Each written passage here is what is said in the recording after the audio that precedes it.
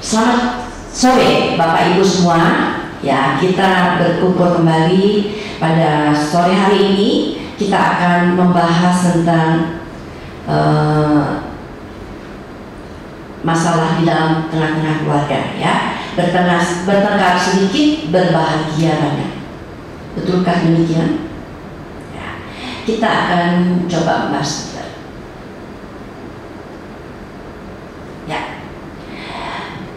Saudara-saudara, kalau sekarang kita berbicara tentang saat ini bertengkar dan berbahagia, ini berkaitan dengan tentunya di dalam lingkungan keluarga kita, ya, baik yang sudah berkeluarga maupun calon-calon pasangan suami istri yang akan berkeluarga tentunya, ya, maupun yang belum punya pasangan. Nah, saat ini kita bisa melihat bahwa Tuhan, ya, merancangkan satu pernikahan di tengah-tengah keluarga kita, di tengah-tengah kehidupan kita. Sebelum saya mulai, mungkin saya boleh bertanya dulu, ya, apa tujuan pernikahan bagi Bapak Ibu sekalian, baik yang sudah menikah maupun yang mau menikah? Boleh, silakan.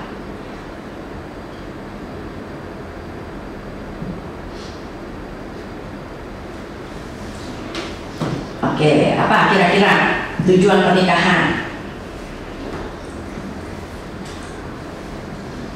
Ini yang jauh-jauh boleh, silakan.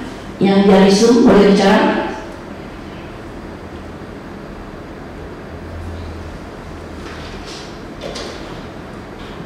Sudah jalani pernikahan sampai lupa tujuannya apa, ya? Tapi biasanya ketika orang mau memasuki pernikahan, ya, ditanyakan, kenapa kamu mau menikah? Biasanya yang dikatakan adalah karena kami saling mencintai satu dengan yang lain. Biasanya seperti itu, kan? Lalu kami mau menjalani hidup ini untuk berbahagia bersama-sama. Begitu pada umumnya, ya. Nggak ada yang mau menikah karena mau mencari kesulitan, kan? Semua mau menikah karena mau mencari bahagia dalam hidup ini. Lalu kita bisa bertanya kembali yang sudah menikah, ya, bahagia itu apa bisa? Ketika kita sudah menikah, kita mengalami kebahagiaan. Yang belum mungkin pasti bilang, oh pasti saya berbahagia, ya. Yang sudah menjalani, ya, apakah bisa kita berbahagia? Itu bertanya, pasti bisa dong, gitu, ya. Pasti bisa kita berbahagia. Cuma ketika menghadapi satu-satu persoalan muncul, seolah-olah merasa kebahagiaan itu hilang, kan? Nah, saudara-saudara, pernikahan itu di dalam Alkitab itu merupakan gagasan Tuhan. Artinya Tuhan yang merencanakan pernikahan itu. Jadi bukan karena manusia memplanning untuk menikah lalu menikah mereka.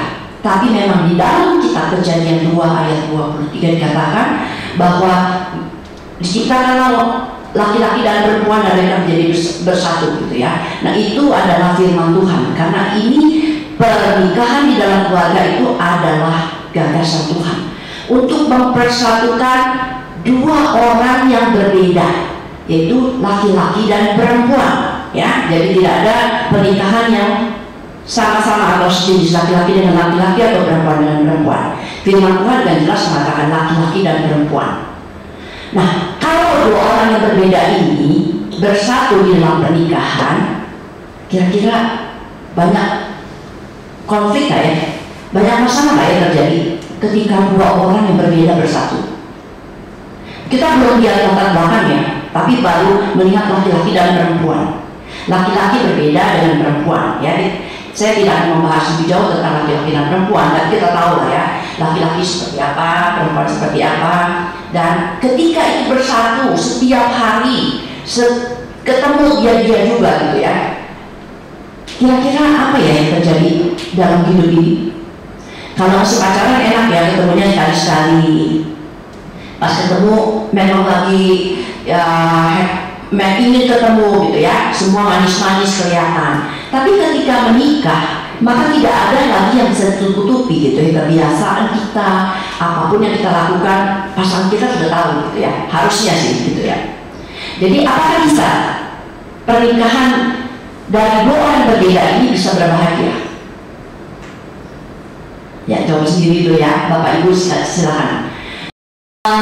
Tapi kita mau lihat dulu kenyataannya di dalam dunia saat ini, bahwa ketika pernikahan itu, tujuan pernikahan itu adalah untuk mencapai bahagia. Ketika bahagia itu tidak diperoleh di dalam keluarga, lalu apa yang dilakukan? Nah, data mencatat ya, ini hasil survei ya, mengatakan bahwa terjadi perceraian lah.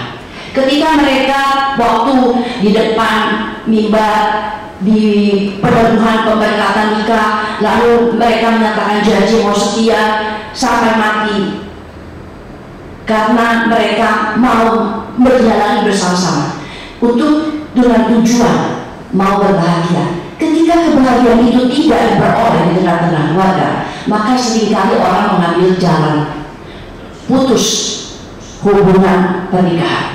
Ya, saudara-saudara, perceraian di Amerika ini tercatat 50%. Ini perceraian yang terjadi untuk pertama kali. Jadi pernikahan yang pertama ya, karena mereka ganti-ganti tidak tercatat. Ini adalah 50% untuk perceraian pernikahan yang pertama.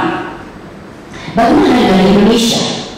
Ternyata di Indonesia pun walaupun kelihatan lebih kecil, ya 25% ini yang tercatat di Departemen Agama tahun 2021. Nah, ini cuma yang tercatat ya saudara-saudara di Departemen Agama. Yang tidak tercatat berapa banyak gitu ya. Yang tidak bercerai tapi sudah hidup berpisah antara suami dan istri, itu kenyataan. Lalu ditanyakan, kenapa kamu mau bercerai? Pada umumnya mereka mengatakan bahwa kami sudah tidak cocok lagi, ya, karena kami saling berbeda pendapat, karena kami sering konflik, kami sering bertengkar, dan itulah keputusan kenapa mereka bercerai. Merasa tidak cocok lagi satu dengan yang lain. Nah, saudara-saudara, ketika mereka pertama kali mau menikah, mereka mengatakan mereka mau berbahagia. Ketika kebahagiaan itu tidak dicapai, tidak diperoleh, maka mereka mengambil keputusan untuk bercerai. Bagaimana dengan firman Tuhan? Firman Tuhan mengatakan bahwa pernikahan itu adalah bentuk satu keluarga yang dibentuk oleh Tuhan, di mana suami dan istri, laki-laki dan perempuan menjadi satu untuk saling mencintai. Jadi di dalam keluarga ini adalah sarana di mana orang saling mengasihi satu dengan yang lain. Dan di keluarga ini adalah bagaimana orang belajar untuk mencintai orang lain dan sedalam-dalamnya di dalam hubungan suami dan istri. Ya, jadi saudara, di dalam pernikahan menurut Alkitab adalah supaya manusia bisa bertumbuh di dalam cinta kasih dan juga menjadi rekan kerja Allah. Jadi di sini kita bisa melihat adalah relasi antara dua orang, laki-laki dan perempuan. Jadi dalam pernikahan ada relationship. Ini yang penting, ya, yang dimana hubungan antara suami istri ini begitu dalam yang tidak bisa dipisahkan lagi. Jadi melalui pernikahan ini orang bisa mengenal artinya cinta, ya, dan menemukan makna hidup melalui relasi yang terdalam tadi itu. Nah, bagaimana bagi mereka yang tidak menikah? Tentu mereka juga belajar mencintai, belajar mengasihi di tengah-tengah keluarga mereka. Ya, ketika mereka lahir, mereka dikasih orang tuanya. Bagaimana mereka bisa mendapatkan kasih dan mengasihi? Jadi saudara-saudara, pernikahan di dalam hal ini adalah relasi antara dua orang yang berbeda. Nah, saudara-saudara, memang dari hasil survei dikatakan, ini dari BPS ya,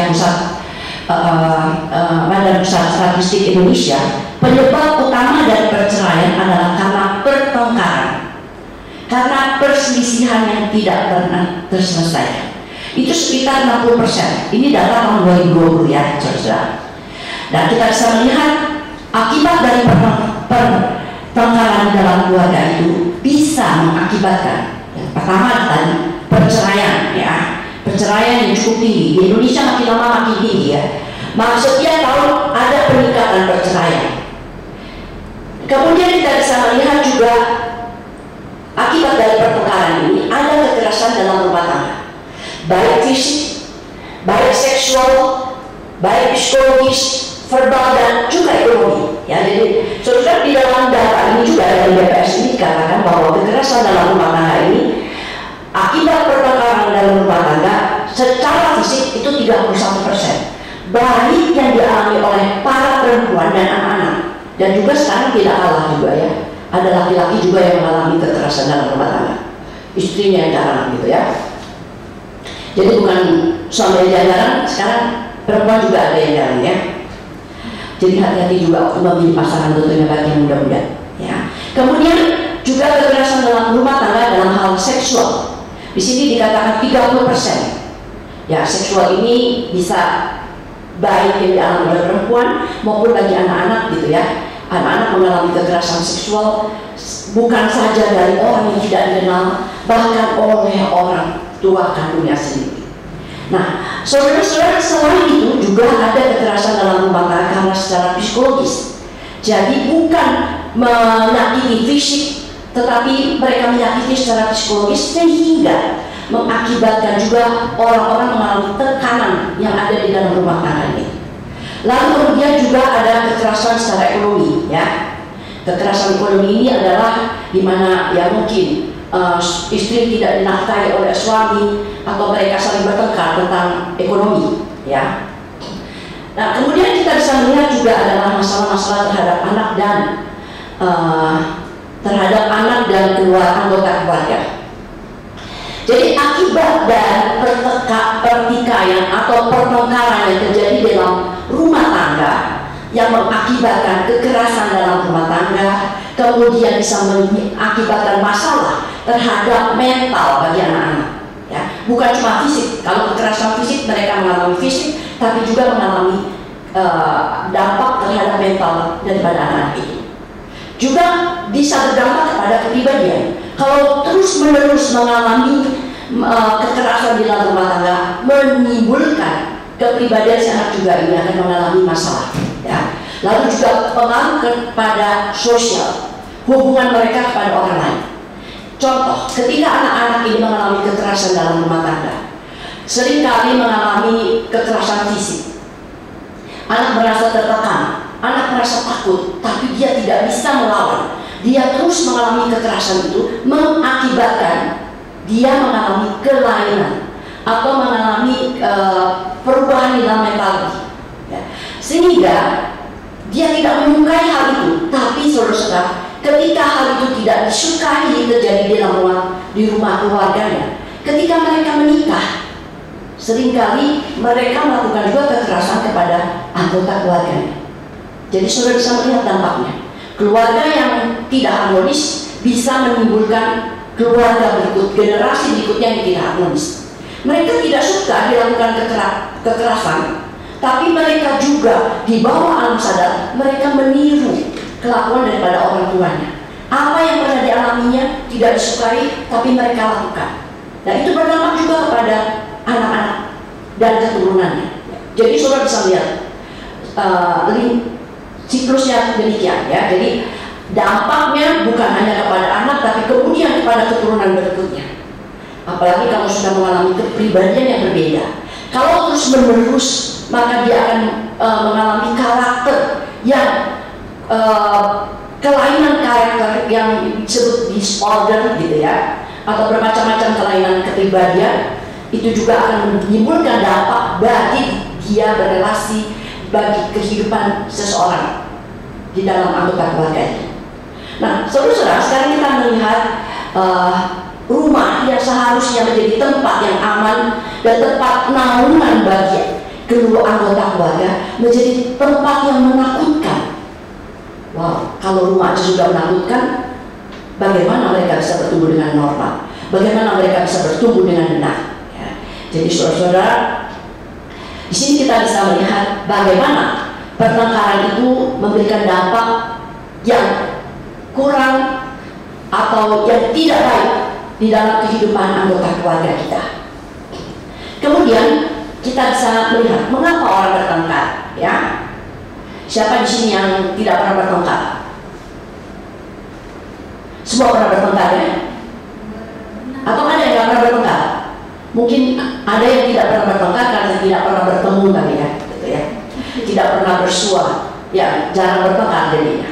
Tapi ketika kita sering berkumpul, sering bertemu, maka ada kalanya terjadi pertengkaran. Ya. Pertengkaran ini adalah pertentangan yang terjadi karena ada interaksi, karena ada relasi dari satu orang dengan orang lain. Yang disebabkan apa? Satu, ya, jadi ada pertentangan. Ketika ada interaksi, muncul pertentangan. Bisa disebabkan karena perbedaan kepribadian. Ya, jadi saudara, kalau demikian, kalau gitu kita cari pasangan yang sama-sama kepribadiannya gitu ya. Contohnya orang yang introvert sama-sama introvert, atau yang ekstrovert sama-sama dengan ekstrovert.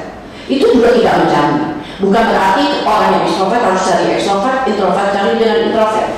Kalau orang yang introvert ketemu dengan orang yang introvert, wah namanya tenang gitu ya, jarang berbicara. Tapi bukan berarti tidak ada konflik, bukan? Mereka ada konflik tapi diam-diaman karena ditekan-tekan, suatu saat bisa meledak juga.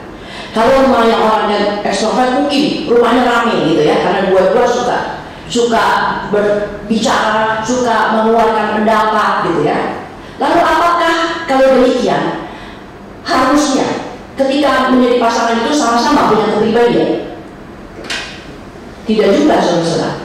Ketika kita berbeda kepribadian, misalnya satu ekstrovert, satu introvert, mereka bisa saling mengisi, ya. Kalau yang ekstrovert suka berbicara, ketemu yang introvert, dia suka mendengarkan, tentu ya. Kalau sama-sama ekstrovert, kadang-kadang mereka bersaingan, berebutan untuk berbicara, gitu ya.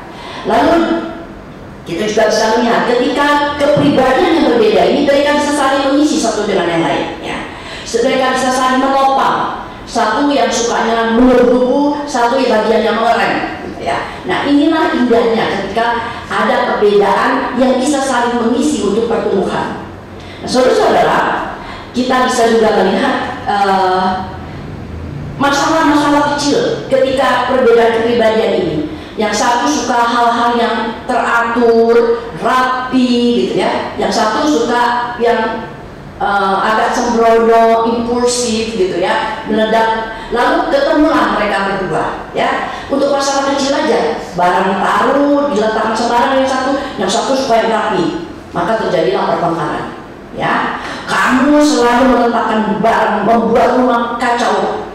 Yang satu bilang, ya nggak apa-apa, yang penting saya nyaman gitu kan. Nah, ini seringkali jadi pertengkaran yang sebenarnya. Tetapi karena kalau tidak dikenali lebih dahulu, maka akan bisa menimbulkan pertengkaran-pertengkaran yang makin besar. Kemudian kita bisa melihat juga mengapa bertengkar. Bisa juga karena trauma masa lalu. Ya, setiap orang punya masa lalu. Setiap orang punya keburukan masa lalu. Ya, tidak semua orang, wah kayak keluarga yang happy. Oke, keluarga bahagia, keluarga happy. Tapi pasti ada titik-titik di mana dia juga pernah mengalami trauma, mengalami hal-hal yang tidak menyenangkan dalam hidupnya. Nah, kalau itu tidak diatasi sebelum memasuki pernikahan, maka seringkali ini bisa menimbulkan hal-hal pertengkaran, pertikaian yang buat pasangannya, kenapa sih kok saya baru berbicara kamu tiba-tiba menjadi marah? Mungkin karena dia pernah mengingat satu masa ketika orang tuanya melakukan sesuatu, ketika dia mengatakan hal yang demikian, lalu timbullah pertengkaran, gitu ya. Atau orang yang pernah mengalami kekerasan dalam rumah tangga, ya. Seringkali itu menjadi trauma buat dia, ya.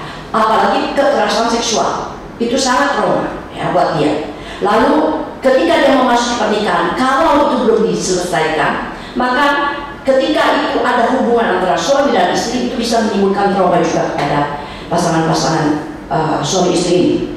Jadi, saudara-saudara, untuk mereka yang mempunyai masa lalu yang buruk atau trauma-trauma yang menyakitkan, boleh tolong diselesaikan dulu lah ya, sebelum memasuki pernikahan, supaya mereka boleh saling mengenal satu dengan yang lainnya. Mereka boleh menjalani kehidupan ini. Mereka boleh meninggalkan luka-luka masa lamanya. Jangan sampai luka-luka masa lalu itu muncul di tengah-tengah keluarga baru yang mereka bina ini. Nah, saudara-saudara, kita juga bisa melihat mengapa bertengkar. Ya, ini karena pasangan tidak mau berubah. Ya. Seringkali pasangan menuntut orang lain, ya, untuk berubah. Kamu harus berubah dong, ya. Kamu harus bersabar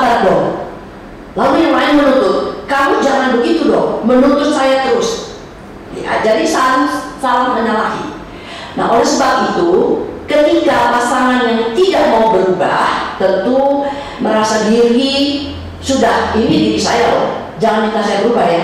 Kan kamu sudah mau menikah dengan saya sebagaimana apa adanya saya. Jadi jangan tuntut saya berubah ya. Nah, jadi saudara-saudara, mungkin kita bisa melihat hal-hal yang perlu diubah dan hal-hal yang tidak perlu diubah di dalam pasangan kita.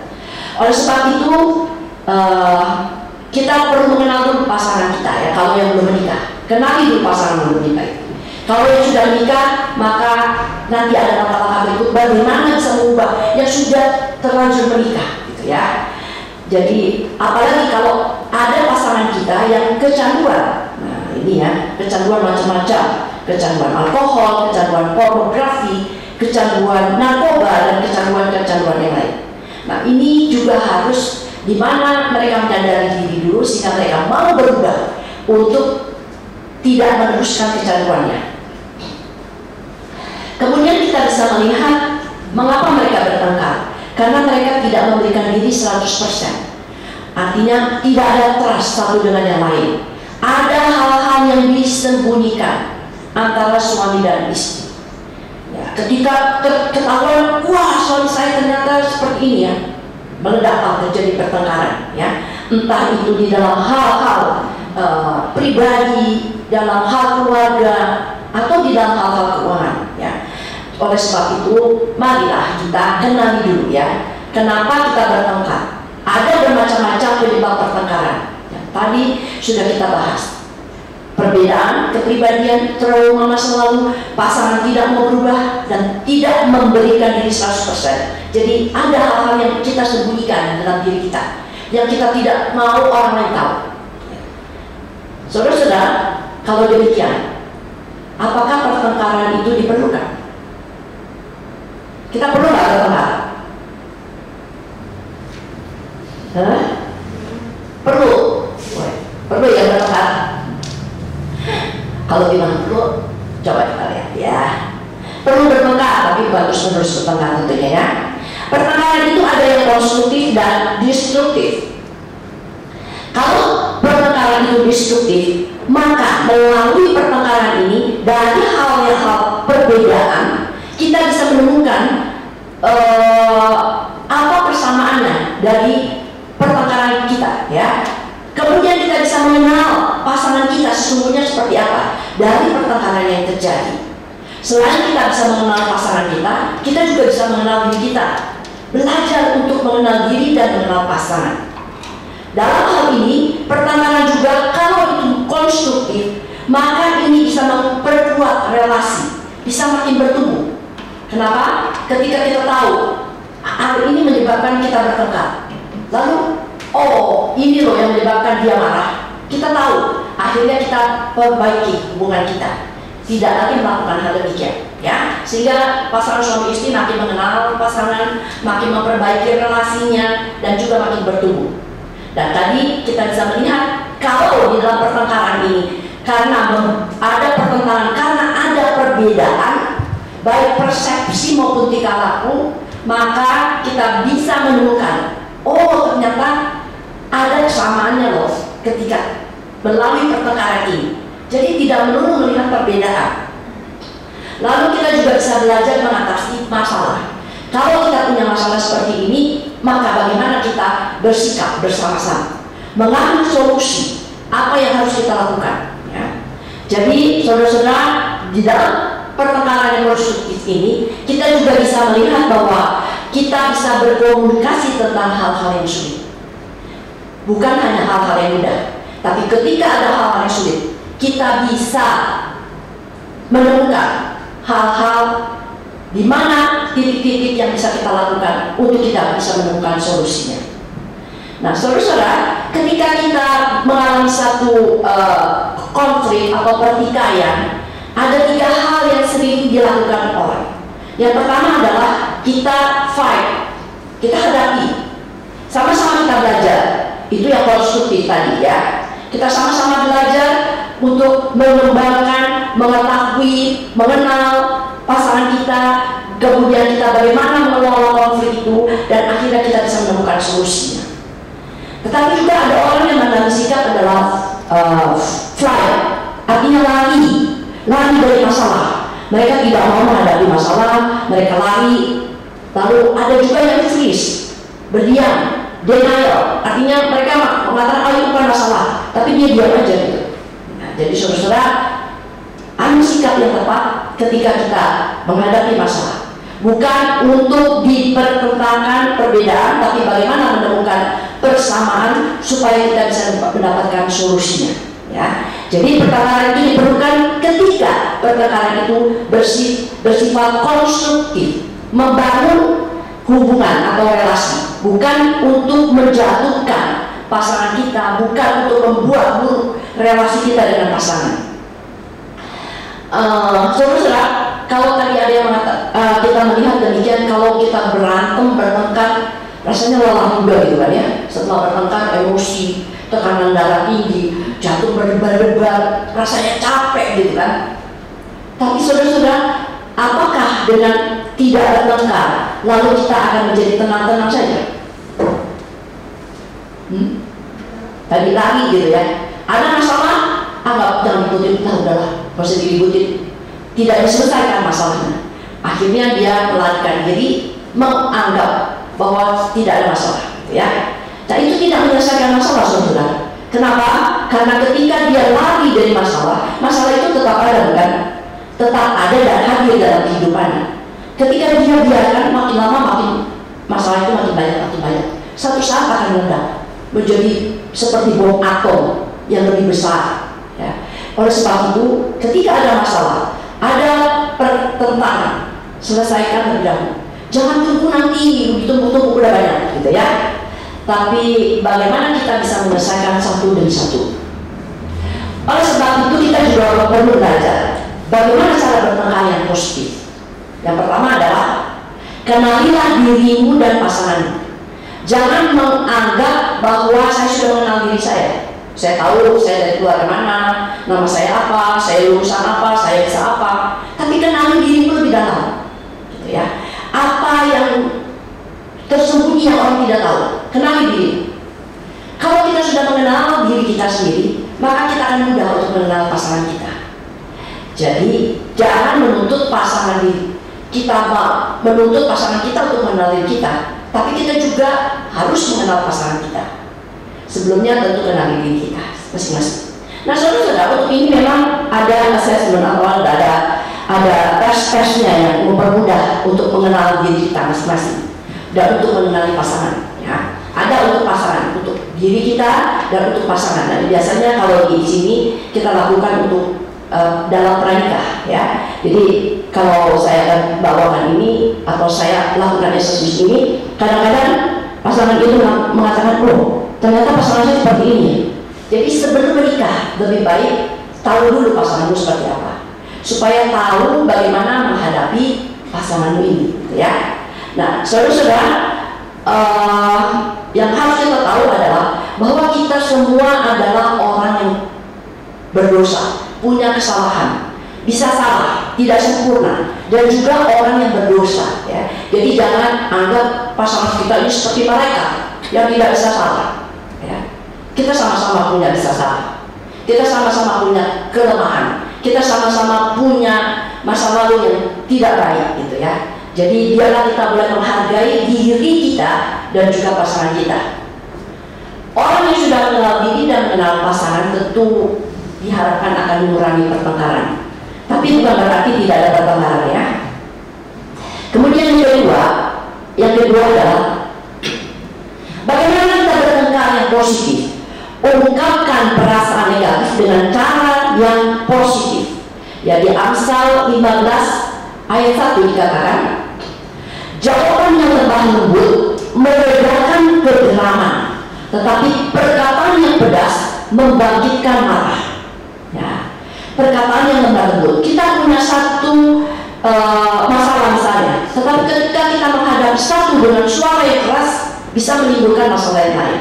Tapi ketika kita berbicara dengan lemah lembut, itu bisa meredamkan kegeraman, kemarahan itu, ya. Jadi contohnya, ketika ada orang yang satu yang suka meletakkan barang sembarangan, yang sepele lah gitu ya, di pasangan suami istri, dia suka meletakkan baju handuk sembarangan.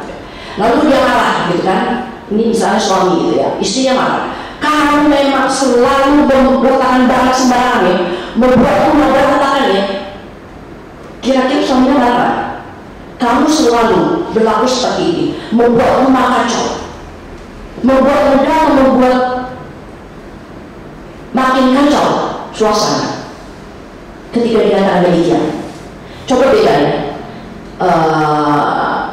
Istri mengatakan ini kepada suaminya, enakan rumah yang rapi kan ya. Bagaimana kalau meletakkan handuk atau baju di tempatnya? Mana yang lebih baik? Yang kedua ya. Tapi seringkali yang kita keluarkan yang pertama apa yang kedua? Yang pertama lebih mudah, enak gitu nyalain orang gitu kan.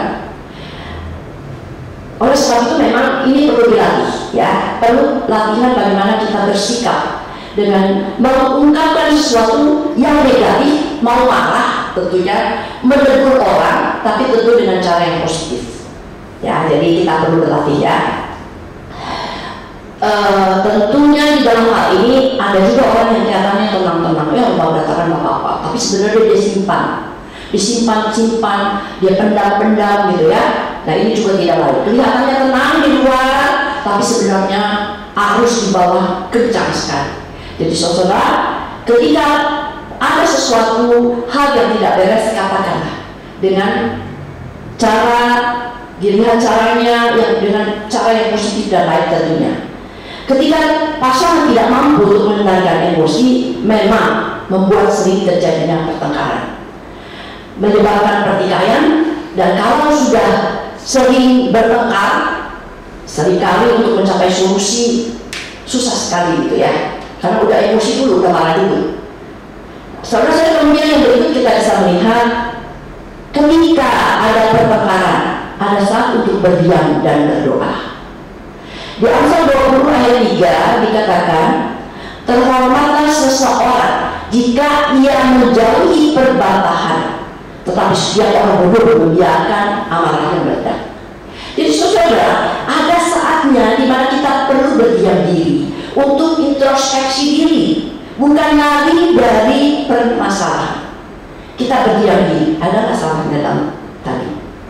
Ketika saya bertikai, ada nggak hal-hal yang memang salah bagi diri saya? Introspeksi diri.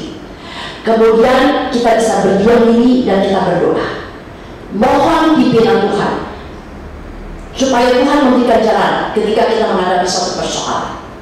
Jadi saudara, ketika kita lagi sedang bertengkar, sudah mau memuncak, lebih baik orang yang lebih bisa mengendalikan diri berdiam diri lah, untuk tidak terpancing emosi makin panjang lagi, makin emosi lagi ya. Jadi berdiam diri bukan berarti kalah atau bukan berarti melarikan diri, tapi perlu berdiam diri untuk menenangkan suasana, berdoa minta pimpinan Tuhan.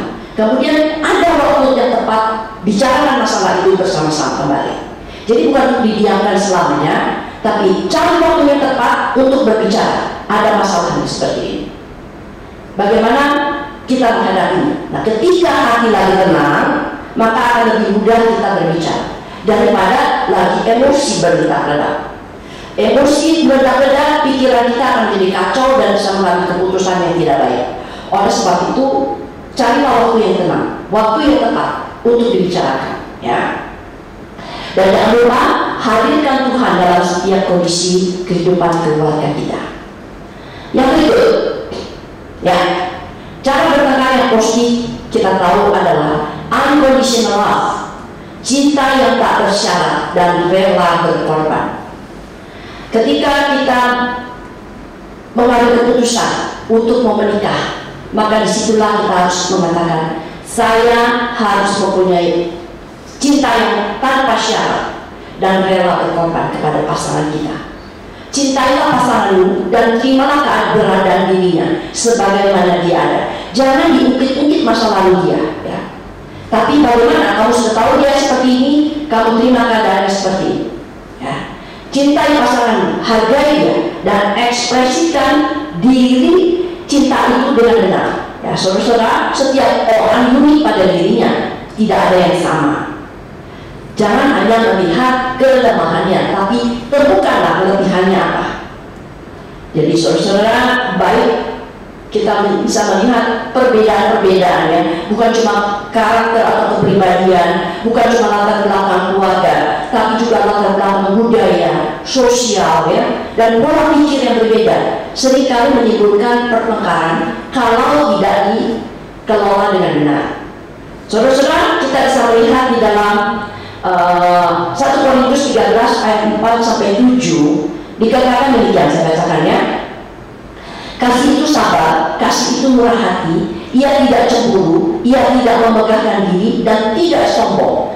Ia tidak melakukan yang tidak sopan dan tidak mencari keuntungan diri sendiri. Ia tidak memarah dan tidak menyimpan kesalahan orang lain. Ia tidak bersuka cita karena ketidakadilan, tetapi karena kebenaran. Ia menutupi segala sesuatu, percaya segala sesuatu, mengharapkan segala sesuatu, sabar menanggung segala sesuatu. Itulah cinta, ya. Jadi saudara mudah sekali mengatakan cinta, tapi bisa nggak saudara melakukan apa yang ditulis di dalam 1 Korintus 13 ayat 4 sampai 7 ini? Buktikan hal itu lewat tindakan kita, lewat pola pikir kita, lewat tingkah laku kita. Saudara-saudara, kemudian di Amsal 20 ayat 5 sampai 7 saya bacakan juga. Banyak orang menyebut diri baik hati, tetapi orang yang setia, siapakah menemukannya? Orang benar yang bersih kelakuannya, berbahagialah keturunannya.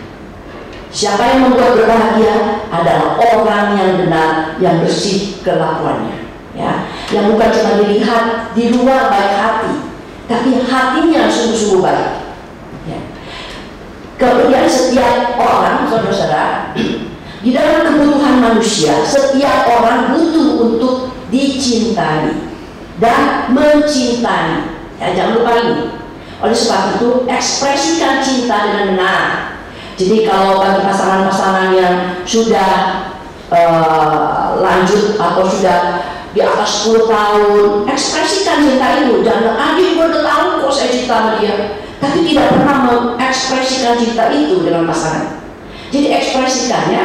Kadang-kadang perlu juga pelukan, ciuman, ya, atau kata-kata indah buat pasangan kita. Saudara-saudara, saya pernah mengalami hal ini, gitu ya. Pas suami saya dari Batak, gitu ya, dari Sumatera, itu punya kebiasaan orang sana suka atau sulit mengekspresikan kasih, itu sulit banget, gitu ya. Kadang-kadang saya ulang tahun aja dia lupa, gitu ya. Dan itu pernah dikatakan, gitu. Dia lupa waktu saya ulang tahun. Sebenarnya bukan hadiah yang diinginkan, tapi bagaimana perhatian, gitu loh ya. Itu yang sangat diperlukan. Jadi orang-orang yang miskin emosi, belajarlah untuk mengekspresikan cinta itu dengan benar, ya. Jadi almarhum, ya, lama-lamaan dia makin mengetahui, gitu ya.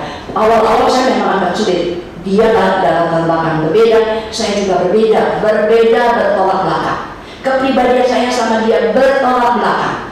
Tapi kita lama-lama saling mengisi satu dengan yang lainnya. Saling mengisi satu dengan lain sehingga ada perubahan. Saya berubah untuk mengenal dia, dia juga berubah untuk mengenal saya. Itulah dimana kita bisa mengenal dan mengekspresikan kasih kita kepada orang yang kita kasihi tentunya. Jadi saudara-saudara, jangan mengungkit-ungkit kesalahan pasangan kita, ya. Bukan karena mengabaikan atau membiarkan kesalahannya, tapi mencari tahu apa yang menyebabkan dia melakukan kesalahan itu. Kenapa dia melakukan hal yang menyakitkan? Apakah disengaja atau tidak sengaja? Nah, kalaupun disengaja, saudara bisa mengatakan hal itu menyakitkan buat saya, dan kasih itu memerlukan pengampunan dan pengorbanan. Ketika ada yang salah, berikan nasihat untuk kembali, ya. Jadi saudara, itulah indahnya pasangan yang saling mengisi satu dengan yang lainnya.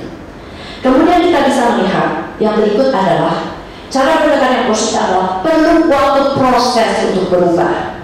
Jadi jangan saudara bilang, saya udah 2 tahun menikah sama dia, gak pernah berubah. Atau saya sudah 2 tahun pacaran sama dia, gak pernah berubah. Kita mengenal dia setelah usia berapa? 20 tahun, 25 tahun, 25 tahun yang punya kebiasaan di keluarga yang lama. Bagaimana mungkin mengenal kita baru bisa langsung berubah? Jadi ingat, perlu waktu untuk proses berubah.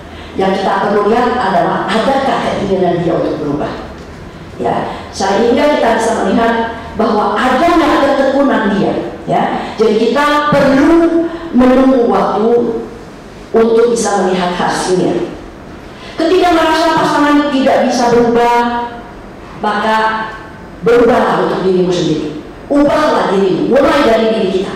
Yang tadinya kita selalu menuntut pasangan kita untuk berubah, sekarang kita berubah diri kita untuk tidak menuntut pasangan kita berubah, tapi kita mau menerima pasangan kita dengan apa adanya, sambil perlahan-lahan tentu memperbaiki apa yang hal-hal yang tidak baik. Jadi sebelum menuntut orang berubah, berubahlah pada dirimu sendiri, sehingga pasangan bisa melihat, oh, kok dia berubah ya sekarang, sehingga bisa membawa dampak juga kepada pasangan kita. Ya, untuk itu memang perlu ketekunan. Di Ibrani 10 ayat 36 sebab saya bacakan demikian firman Tuhan. Sebab kamu memerlukan ketekunan, supaya sudah kamu melakukan kehendak Allah, kamu memperoleh apa yang dijadikan itu. Ya, jadi segala sesuatu perlu proses, tidak instan. Ya, yang instan biasanya murahan kan, tapi ketika proses perlu waktu, itu akan menghasilkan hasil yang lebih tetap gitu ya, karena sudah melalui proses-proses yang sulit. Kasih itu perlu pengorbanan, ketekunan, kepercayaan, dan iman yang setia bahwa kasih itu baik dan menghasilkan kebahagiaan. Saudara-saudara, jadi bertengkar tidak dilihat dari kuantitas, berapa banyak saya bertengkar. Ya, sekarang saya sudah berkurang bertengkar, tapi betul nggak? Ada komunikasi dan relasi yang makin membaik. Ya, jadi tidak melihat kuantitas, tapi dari kualitasnya di dalam menangani pertengkaran itu sendiri. Dan yang terakhir, kita tahu kebahagiaan adalah bersama-sama dapat mengatasi permasalahan yang dihadapi. Alangkah indahnya, ya. Kasih merupakan kunci untuk relasi yang kuat, yang saling menopang satu dengan yang lain. Dan untuk itu diperlukan ketekunan yang menjadi pengharapan. Tuhan hadir di dalam kehidupan. Kenalilah diri dan pasangan, bukan orang yang sempurna, punya kelemahan, tapi juga punya kelebihan. Bagaimana respon Anda terhadap pasangan? Mari kita tundukkan kepala. Bapa di surga, kami mengucap syukur dan terima kasih untuk pasangan yang Tuhan sudah berikan kepada kami. Baik, ada kelemahan, tapi kami tahu ada kelebihan yang dia miliki. Biar kami boleh saling menopang satu dengan yang lain. Kami boleh saling menerima dan menghargai pasangan kami. Kami tidak hanya menuntut untuk dia berubah, tapi kami juga boleh berubah untuk menerima keberadaan dia sebagaimana ada.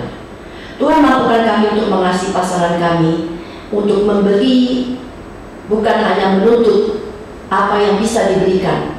Ajar kami Tuhan, karena kami tahu pengorbanan-Mu tidak pernah sia-sia, dan kami diajar untuk memberikan pengorbanan dan juga kerelaan untuk mengasihi pasangan kami. Bagi saudara-saudara yang belum menemukan pasangan, biar Tuhan juga boleh memberikan kepada setiap kami untuk boleh mengenal calon-calon pasangan kami, untuk boleh saling mengisi satu dengan yang lain, mulai dari saat ini, sehingga kami boleh menjalani kehidupan rumah tangga kami dengan penuh sukacita, karena kami tahu ada Tuhan hadir di tengah-tengah keluarga kami. Mampukan kami Tuhan, karena kami tahu bukan karena kekuatan kami boleh menghadapi setiap persoalan di dalam kehidupan kami, tapi kami tahu ada Tuhan bersama-sama dengan kami yang memberikan kekuatan ketika kami melangkah, ketika kami menjalani kehidupan ini. Terima kasih Bapak Tuhan, inilah hidup kami yang kami mau serahkan ke dalam tangan pimpinan Tuhan. Di dalam nama Tuhan kami Yesus Kristus kami berdoa dan mengucap syukur. Amin.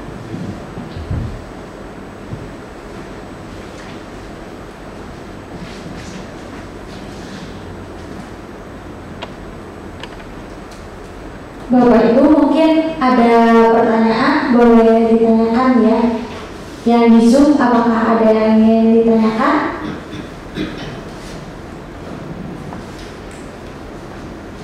Kita buka ruang tanya jawab. bersama. Ada yang mau bertanya, dipersilahkan.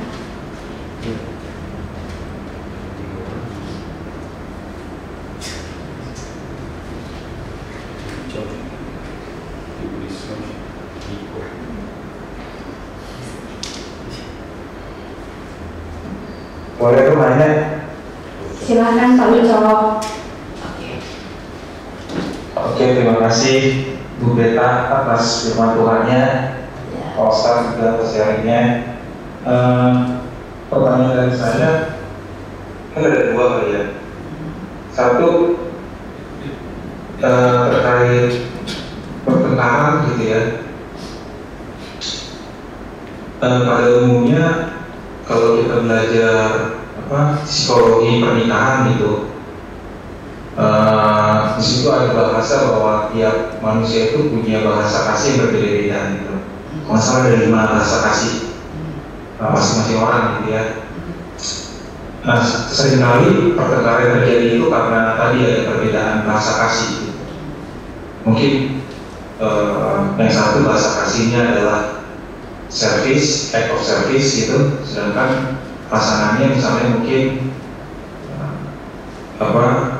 quality time gitu misalnya, atau gift, jadi sesuatu yang berbeda sekali dengan pasangannya. Nah, itu seringkali itu bisa menjadikan suatu perselisihan juga gitu. Nah, sedangkan kalau menurut Alkitab, kita belajar bahwa ada pikul salib sangkal diri gitu ya. Artinya kalau memang kita sudah lahir baru, kita bukan menjadi diri kita, tapi Tuhan yang ada dalam kita gitu. Nah, apakah kalau kita misalnya merasa bahwa pasangan kita sudah lahir baru, apakah itu bisa kita mengatakan bahwa ya udah, nggak usah terlalu mikirin bahasa kasihnya dia lah, kan dia harusnya ngerti juga saya gitu. Apakah memang juga harus menengok perspektif psikologi juga gitu untuk memperbaiki hubungan kita dengan pasangan kita gitu? Karena satu sisi, ngapain sih, kan dia kan juga lahir baru, dia kan harus sangkal diri dong. Ngapain juga harus kita meskipun kita salah tahu gitu ya bahasa kasihnya apa ya, udah kan sama-sama dewasa gitu, jadi juga tahu harus sangkal diri gitu ya udahlah, nggak usah terlalu dipusingin gitu. Nah, apakah memang itu sesuatu yang bisa kita cuekin aja gitu, denial gitu, karena kita menganggap bahwa kalau mau bersama-sama dewasa yang seperti itu nggak perlu ditutup gitu? Atau memang kita harus memperbaiki diri untuk satu sisi juga untuk semakin lebih mengenal pasangan kita, mengerti bahasa kasihnya, dan coba menerapkan itu dalam kehidupan rumah tangga kita gitu. Itu yang pertama. Terus yang kedua, tadi kan ada pertengkaran destruktif sama konstruktif. Itu bagus banget gitu ya. Saya baru kali ini dengar ada pertengkaran konstruktif juga terus terang gitu ya. Bahasanya bagus juga. Cuma pertanyaan lagi kalau kita kaitkan ke misalnya di Alkitab bilang bahwa kalau kamu menyimpan amarah jangan sampai matahari terbenam gitu. Nah, apakah yang menjadi batasan agar perselisihan itu bisa menjadi konstruktif itu adalah bisa juga waktu, atau memang waktu itu nggak ada kaitannya juga selama belum ada solusi atas perselisihan ini, ngapain cepat-cepatin selesaikan masalahnya gitu? Atau seperti apa sih sebenarnya solusi yang terbaik kalau memang bukan masalah waktu atau apa gitu yang bisa menjadikan agar pertengkaran ini jangan jadi malah destruktif gitu, agar tetap menjadi konstruktif gitu sih. Mungkin saja. Terima kasih Bu Greta, Pak Oscar. Saya langsung jawab ya. Oke, terima kasih Pak Ucok untuk pertanyaannya. Jadi memang manusia itu terdiri dari fisik, ya, juga fisik dan juga psikologis, ya, dan juga psikologis dan juga spiritual. Jadi kita nggak bisa pisahkan itu keberadaan manusia, ya. Oleh sebab itu ketika mengatakan dalam pernikahan, kan udah tahu kita sama-sama cinta, kan sudah tahu bahwa kita sudah sama-sama mau menjadi suami istri. Tapi jangan lupa ya, dari sisi kemanusiaan itu setiap orang unik dan berbeda-beda tadi. Ada orang yang menyukai kalau dia cuma disapa gitu ya, saya sayang kamu. Tapi ada orang juga yang ya biasa-biasa aja lah gitu kan. Nah, jadi kita harus kenali dulu pasangan kita tipe yang mana, Pak. Itu penting di dalam kehidupan keluarga tentunya. Supaya apa? Supaya tidak terjadi tadi kesalahpahaman. Yang satu suka untuk dikata disayang gitu, yang satu suka disayang, yang satu cuek-cuek aja gitu. Nah, yang satu yang suka disayang merasa kok dia cuek banget sih sama saya gitu. Padahal bukan tidak cinta gitu ya, Pak. Tapi memang karena dia anggap ya kamu sudah tahu udah hidup bertahun-tahun saya nggak kenal saya gitu. Nah, memang kita juga kadang-kadang itu menjadi alasan gitu ya. Tadi saya ceritakan pengalaman saya juga dulu seperti itu.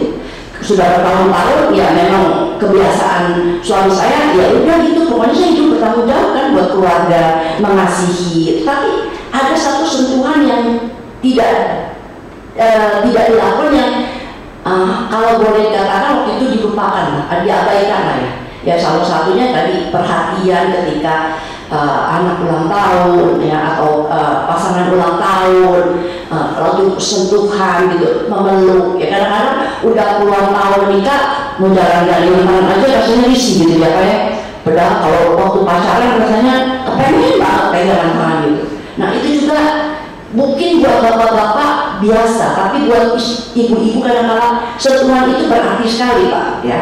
Jadi ya boleh lah, nggak salah kan Pak sentuh istri sendiri gitu kan, nggak ada istri sendiri dan istri orang tentunya ya. Jadi memang kita perlu kenali Pak di dalam kepribadian daripada pasangan kita itu sendiri, apa yang menjadi kesukaan dia. Itu juga merupakan bapak, wujud penghargaan bapak kepada istri atau istri kepada bapak gitu ya. Jadi memang kita perlu kenali pasangan kita bukan hanya secara fisik. Kalau sudah tahu bertahun-tahun menikah, ya harusnya dia tahu dong saya bertanggung jawab, saya mengasihi, saya tidak pernah abaikan. Tapi jangan lupa ada satu yang seringkali tidak terlihat tapi itu sangat perlu dilakukan ya, tadi sentuhan kasih itu Pak ya. Jadi memang manusia itu unik Pak. Manusia ada yang membutuhkan tadi kebutuhan fisik, tapi ada kebutuhan cinta dan mencintai, kebutuhan dihargai, kebutuhan diakui. Nah, di mana posisi daripada pasangan kita itu yang harus kita tahu.